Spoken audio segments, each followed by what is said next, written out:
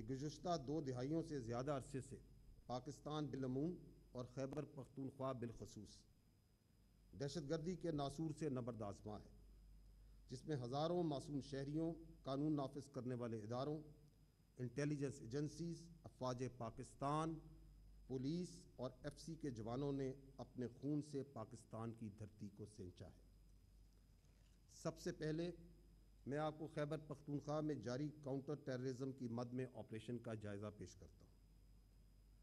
آپ کی توجہ میں دلاتا ہوں اس سلائیڈ پہ 2024 کے دوران خیبر پختونخوا میں مجموعی طور پر 14,535 انٹیلیجنس بیسڈ آپریشنز کیے گئے۔ روزانہ کی بنیاد پر کیے جانے والے انٹیلیجنس بیسڈ آپریشنز کی تعداد 40 کے لگ بھگ ہے۔ سال 2024 میں ان آپریشنز کے دوران 769 دہشت گردوں کو جہنم واصل کیا گیا، جو کہ یومیہ 2.1 بنتی ہے۔ 2024 میں ان آپریشنز کے دوران خیبر پختونخوا میں 577 قیمتی جانوں نے جام شہادت نوش کیا، جن میں پاک فوج کے 272 بہادر آفیسرز اور جوان، پولیس کے 140 جبکہ 165 معصوم پاکستانی شہری شامل ہیں۔ اسی طرح 2025 کی بات کی جائے تو خیبر پختونخوا میں رواں سال کے دوران اب تک 15 ستمبر تک 10,115 انٹیلیجنس بیسڈ آپریشنز کیے جا چکے ہیں، جو کہ تقریباً 40 آپریشنز یومیہ بنتے ہیں۔ ان آپریشنز کے دوران 917 دہشت گردوں کو جہنم واصل کیا جا چکا ہے، جو کہ روزانہ کی بنیاد پر 3.5 ہے۔ سال 2025 میں خیبر پختونخوا میں ان آپریشنز کے دوران 516 قیمتی جانوں نے جام شہادت نوش کی، جس میں پاک فوج کے 311 بہادر آفیسرز اور جوانان، پولیس کے 73 جبکہ 132 معصوم پاکستانی شہری شامل ہیں۔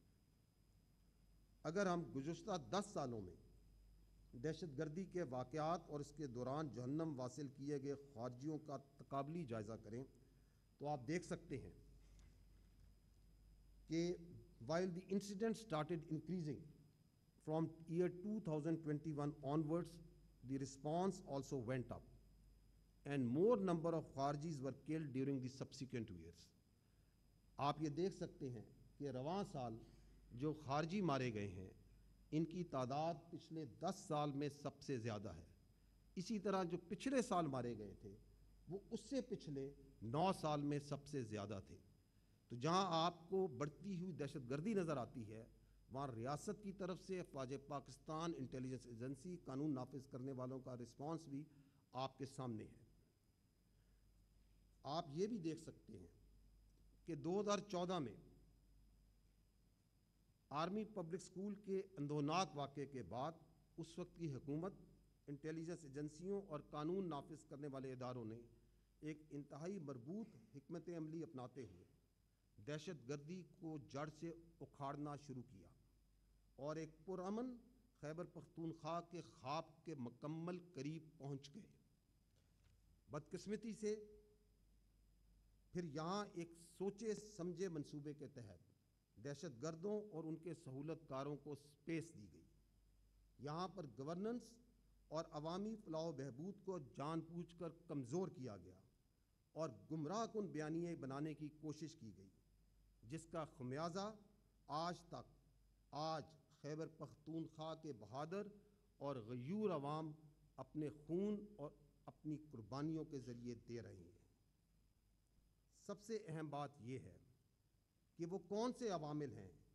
ان عوامل کو جاننا ضروری ہے جن کی وجہ سے دہشت گردی موجود ہے۔ یہ 5 نکات میں آپ کے سامنے پیش کرتا ہوں۔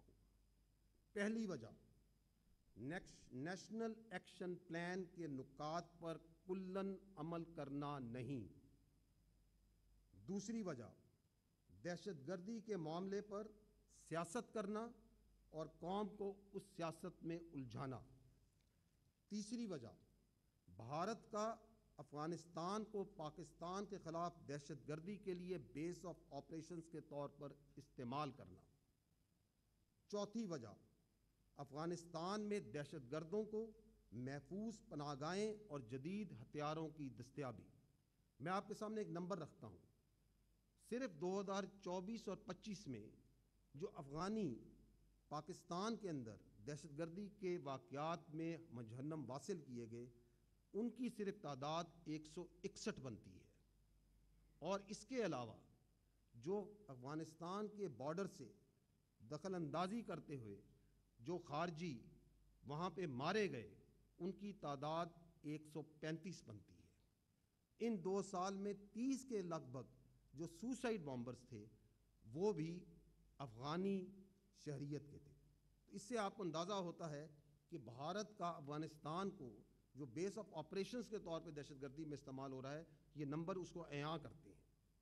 اور 5ویں وجہ، دہشت گردی کے پیچھے ایک ٹیرر کرائم نیکسس ہے جس کو مکمل طور پر مقامی اور سیاسی پشت پناہی حاصل ہے۔